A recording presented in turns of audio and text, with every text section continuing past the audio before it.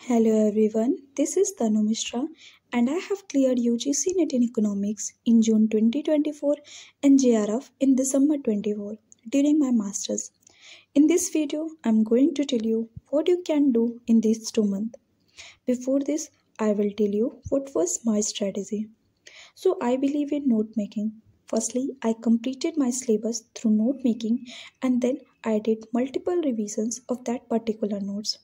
मैं अपनी नोट्स को एक टाइम पे 2 या 3 पार्ट्स में डिवाइड करती थी, 2 या 3 यूनिट्स में, और फिर उसी यूनिट्स का मैं रिवीजन करती थी।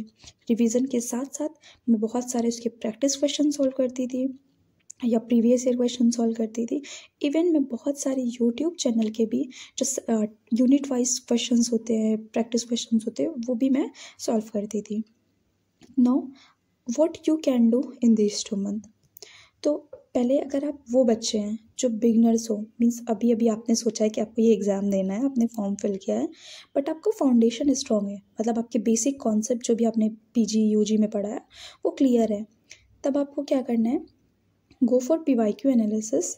आप क्या करो, 5 या 6 ईयर्स के प्रीवियस ईयर क्वेश्चन सॉल्व करो एंड उसमें एनालिसिस करो कि आपका वीक एरिया और स्ट्रॉन्ग एरिया क्या है।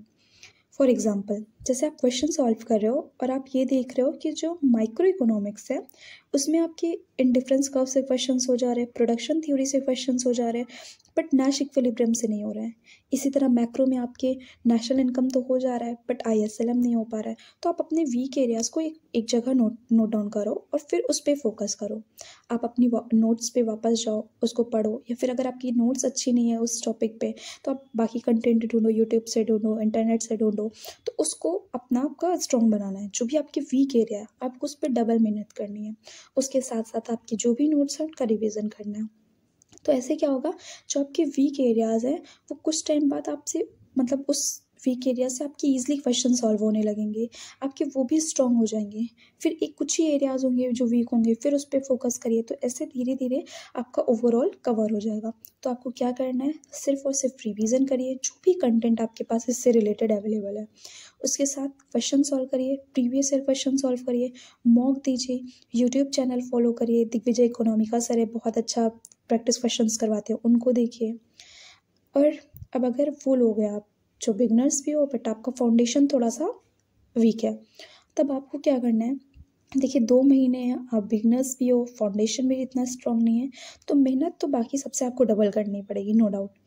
तो आप क्या कर सकते हो इन 2 महीने में, तो जो भी टॉपिक्स मैंने ऊपर लिखे हैं आपको इन 2 महीनों में एटलीस्ट, अगर अभी तक आपने कुछ नहीं किया है तो आपको ये करके ही जाना है। आप इनको छोड़ने का रिस्क नहीं ले सकते हैं।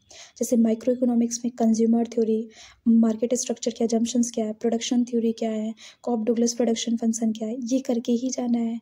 मैक्रो में नेशनल इनकम हो गया, ISLM हो गया, इन्फ्लेशन, फिलिप्स कर्व, ये सारे कॉन्सेप्ट आपको छोड़कर जाने का रिस्क आप ले ही नहीं सकते हैं। नेशनल इनकम में आपको GNP, GDP, फैक्टर इनकम, इनके डिफरेंसेस पता होने चाहिए। तो ये सब आपको करना है।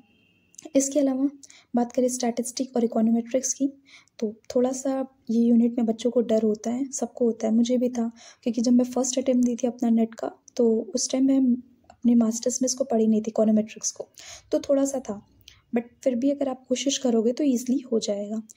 आपको इसमें क्या करना है, स्टैट्स में तो आप मीन, वेरिएंस, स्टैंडर्ड डिविएशन, इनकी प्रॉपर्टीज़ बेसिक क्या है, इनके फॉर्मूले क्या हैं, इनके बारे में आपको आइडिया होना चाहिए। सैम्पलिंग टाइप्स पता होने चाहिए, रैंडम सैम्पलिंग क्या है, जजमेंट सैम्पलिंग क्या है। इसके अलावा इकोनोमेट्रिक्स में regression, Gauss Markov theorem, heteroscedasticity, autocorrelation, इनको डिटेक्ट करने के टेस्ट कौन से हैं सिर्फ आपको ये पता होना चाहिए। और ये इनकी बेसिक डेफिनेशन क्या है, ये किस लिए यूज़ होते हैं, इनमें क्या, इसका डेफिनेशन क्या होता है, ये आपको पता होना चाहिए। हाइपोथेसिस टेस्टिंग की बात करें तो उसके स्टेप्स, उसमें जो टेस्ट है, T test, F test, Z test, वो किन सैम्पल साइज़ पे यूज़ होता है, उनका फॉर्मूला क्या है, उनकी प्रॉपर्टीज़ क्या है, अजम्पशंस क्या है, उनके इवन उनके जो फादर है उनके बारे में आपको आइडिया होना चाहिए। तो आपको स्टैटिस्टिक और इकोनोमेट्रिक्स में ये सारे टॉपिक्स करके ही जाने हैं। आप इतना करिए, फिर अगर आपके पास टाइम बचता है तब आप बाकी सिलेबस पे जाइएगा। रैंक एंड ऑर्डर कंडीशन भी बहुत रिपीटेड टॉपिक है, तो आप ये भी छोड़कर मत जाइएगा। इसके अलावा बात करें तो इंटरनेशनल इकोनॉमिक्स की बात करें तो इंटरनेशनल इकोनॉमिक्स या मैथमेटिकल, पहले मैथमेटिकल इकोनॉमिक्स की बात करते हैं। मैथमेटिकल इकोनॉमिक्स में अगर आपकी 12th में मैथ्स थी तो थोड़ा सा आपके लिए इजी हो जाएगा, तो आप इसको PYQ के थ्रू सॉल्व कर लीजिए। इसके अलावा इंटरनेशनल इकोनॉमिक्स में आपको थ्योरीज़ की अजम्पशंस पता होने चाहिए और कौन सी थ्योरी कब आई ये पता होना चाहिए। जैसे एब्सोल्यूट एडवांटेज थ्योरी की अजम्पशंस क्या है, कंपैरेटिव एडवांटेज थ्योरी की अजम्पशंस क्या है। पब्लिक इकोनॉमिक्स में मार्केट फेलियर करके जाना है आपको। पब्लिक गुड की प्रॉपर्टीज़ क्या है, प्राइवेट गुड और पब्लिक गुड में डिफरेंस क्या है, ये करके जाना है।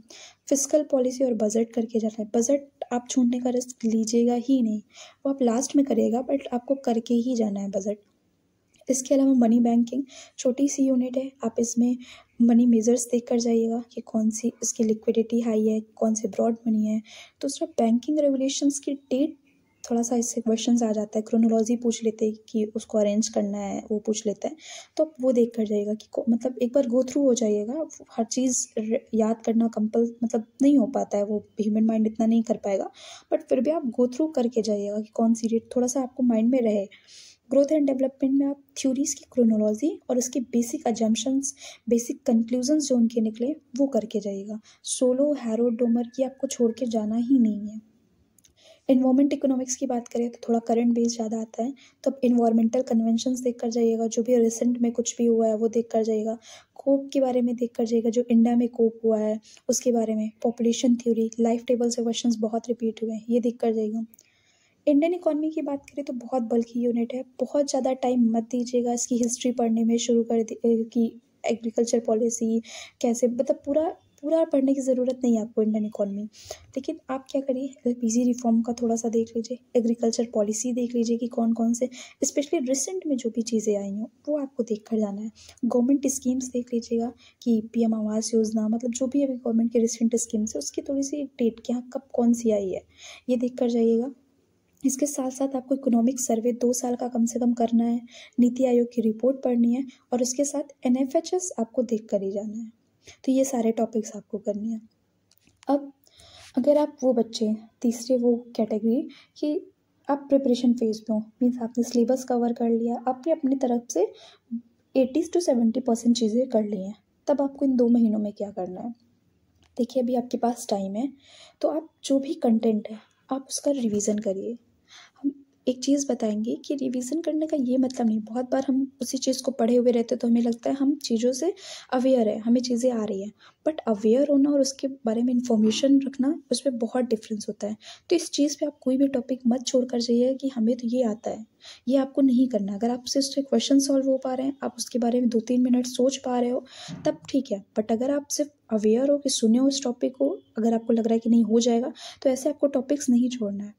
तो अपने नोट्स का रिवीजन करिए, प्रीवियस ईयर क्वेश्चंस प्रैक्टिस करिए, और आपके पास अभी टाइम है तो आप न्यूमेरिकल पोर्शन पे भी थोड़ा सा, वहाँ पे भी थोड़ी सी मेहनत करिए। आप न्यूमेरिकल पोर्शन कैसे कर सकते हैं, प्रीवियस ईयर क्वेश्चन में देखिए कि किस यूनिट से न्यूमेरिकल ज़्यादा पूछे गए हैं, आप वहाँ से क्वेश्चन सॉल्व करिए उसका।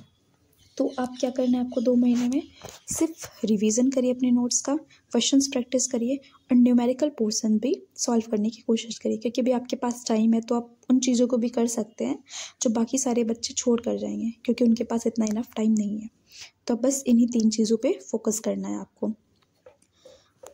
नाउ कुछ टिप्स या ऐसा क्या है कि कुछ चीज़ें जो मैंने फॉलो की अपने एग्ज़ाम टाइम पे, जो मुझे हेल्प की है कि मैं ईज़िली सेकेंड अटेम्प्ट में क्रैक कर पाई हूँ, एग्ज़ाम को एबल हो पाई हूँ उसको क्रैक करने में, तो वो टिप्स मैं आपके साथ शेयर करूँगी।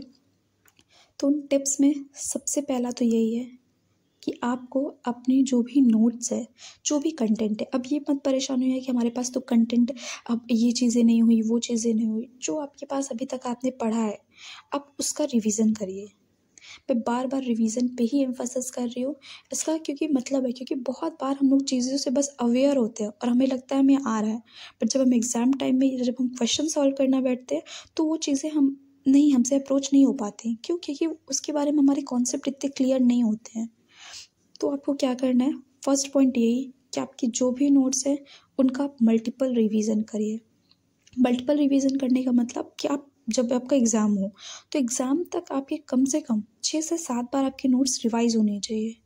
दूसरा, जब आप एग्ज़ाम के एक दिन पहले रिवीजन करने बैठो तो वो 1 या 2 घंटे में आप उसको रिवाइज कर सको। ये होता है मल्टीपल रिवीजन का मतलब, कि आपके जितने भी आपके जो कॉन्सेप्ट हैं वो आपके टिप्स पे हो जाते हैं। इसके अलावा सेकंड मोस्ट इम्पॉर्टेंट थिंग कि आपको उन चीज़ों पे फोकस नहीं करना है जो आपने नहीं पढ़ी है। कि बहुत बार होता है कि हम 70% 80% कर रहे हैं, लेकिन फिर भी हम 20% को लेकर बहुत वरी हैं। आपको स्ट्रेस नहीं लेना है, ये आपका कॉन्फिडेंस लूज़ करेगा, और जब कॉन्फिडेंस लूज़ होता है तो फिर चीज़ें थोड़ा सा रॉन्ग वे में जाने लगती है। तो आपको उन चीज़ों पे फोकस नहीं करना है। देखिए, नेट की बात करें तो अगर आप 70 क्वेश्चंस कर पा रहे हो सेकंड पेपर में, और फर्स्ट पेपर में आपके 32 क्वेश्चंस 35 हो रहे हैं, तो ये बहुत ईजिली आप नेट कर लोगे। जेआरएफ के लिए थोड़ी से 3 4 क्वेश्चंस आप और प्लस कर लीजिए, तो आपको बहुत कुछ नहीं करना है। इसके अलावा प्रैक्टिस जितना कर सकते हो क्वेश्चन का वो करिए। ये मत सोचिए कि हाँ ये यूट्यूब से आ रहा है, ये यहाँ से आ रहा है, नहीं। आप अगर आपको माइक्रो इकोनॉमिक्स के क्वेश्चंस कहीं से भी मिल रहा है तो आप उसको सॉल्व करिए। प्रीवियस ईयर के साथ साथ प्रैक्टिस क्वेश्चंस यूट्यूब चैनल बहुत सारे ऐसे अभी एग्ज़ाम टाइम पे शुरू कर देंगे। जैसे एक चैनल मैं रिकमेंड करूँगी, दिग्विजय सर है, दिग्विजय इकोनॉमी का। उनकी यूनिट वाइज मैराथन आती है, तो उसमें जो क्वेश्चन सॉल्व करवाते हैं वो ये नहीं कहेंगे कि वो रिपीट हो जाएगा, बट हाँ वो आपकी कॉन्सेप्ट बहुत क्लियर हो करेगा। तो आप अगर चाहते तो वो आप उनको फॉलो कर सकते हैं। इसके अलावा फोर्थ, आप जो भी मॉक देंगे, कुछ टाइम बाद आप मॉक देना स्टार्ट करेंगे, तो उसका एनालिसिस बहुत इंपॉर्टेंट है। मॉक देने का सिर्फ ये मतलब नहीं कि आपने मॉक दे लिया, 2 घंटे बैठकर आपने पेपर दिया, आपके नंबर आ गए, नहीं। अभी नंबर मैटर करता ही नहीं है। आपको क्या करना है, ये देखना है कि आपका जो क्वेश्चन बना है वो किस एरिया से बन रहा है। कहीं ऐसा तो नहीं कि जो आपको बहुत जो स्ट्रॉन्ग पोर्शन लग रहा है आपको उससे क्वेश्चंस ही नहीं बन पा रहे हैं, तो ये एनालिसिस करना है। एक मैं क्या करती थी कि जब भी मैंने एनालिसिस किया मॉक का, तो कुछ ऐसे टॉपिक्स होते थे जो मतलब मैं नहीं पढ़ी रहती थी, तो उस चीज़ को स्ट्रेस नहीं लेना है। आपको वापस अपनी नोट्स पे जाना है और वो टॉपिक आपको मतलब जो भी उसके बारे में है 2 या 3 लाइन आपको अपनी नोट्स में ऐड ऑन कर देना है। तो ऐसे क्या होगा, जब आप दोबारा अपनी नोट्स को रिवाइज़ करोगे तो वो जो नया कॉन्सेप्ट था आपके लिए अभी, वो आपका रिवीजन का पार्ट हो जाएगा, वो आपके नोट्स का पार्ट हो जाएगा। तो ऐसे आपकी जो नई चीज़ जो आपसे अभी भी 20-30% जो चीज़ें रह जा रही थी वो आपके मॉक के थ्रू कवर होती रहेंगी। तो एनालिसिस करने का मतलब सिर्फ मार्क्स पे फोकस करना नहीं है, मॉक देने का मतलब सिर्फ मार्क्स पे फोकस करना नहीं है। आप एनालिसिस करिए कि जो 4 ऑप्शन थे उसमें से पहला ऑप्शन अगर हुआ तो 3 जो ऑप्शन है उसके बारे में आपको थोड़ी सी इन्फॉर्मेशन है कि नहीं, वो ऑप्शंस क्या कह रहे थे, वो ऑप्शंस क्यों नहीं हुआ वो आंसर, तो आपको इस चीज़ पे फोकस करना है। That's all, thank you so much. ये मेरा पहला वीडियो था, तो I think it's not so perfect but I tried. तो if it helps you then please do like, share to inspire me to make more videos. Thank you so much.